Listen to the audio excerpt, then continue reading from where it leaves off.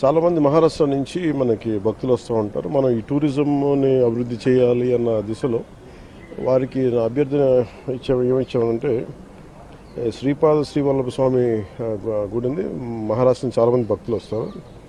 అలాగే నాగావళి ఎక్స్ప్రెస్, నాందేడ్ నుంచి వచ్చే సంబల్పూర్ ఎక్స్ప్రెస్, నాందేడ్ టు విశాఖపట్నం, అలాగే విశాఖపట్నం నుంచి షిరిడి ఎక్స్ప్రెస్, అలాగే ఏపీ ఎక్స్ప్రెస్ విశాఖపట్నం ఢిల్లీ, ఇవన్నీ కూడా మేము పిఠాపురంలో ఒక హాల్ట్ పెట్టమని అడిగాం. దానికి వారు సానుకూలంగా స్పందించారు.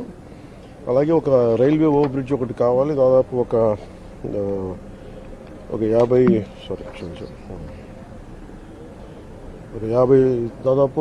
కోట్లతోటి ఒక రైల్వే ఓవర్ బ్రిడ్జ్ అవసరం ఉంది. చాలా ట్రాఫిక్ కంజెషన్ కానీ ముఖ్యంగా అది తగ్గిస్తుందని చెప్పి రైల్వే ఓవర్ బ్రిడ్జ్ ఒకటి రిక్వెస్ట్ చేస్తాం. దానికి కూడా వాళ్ళు సానుకూలంగా స్పందించారు.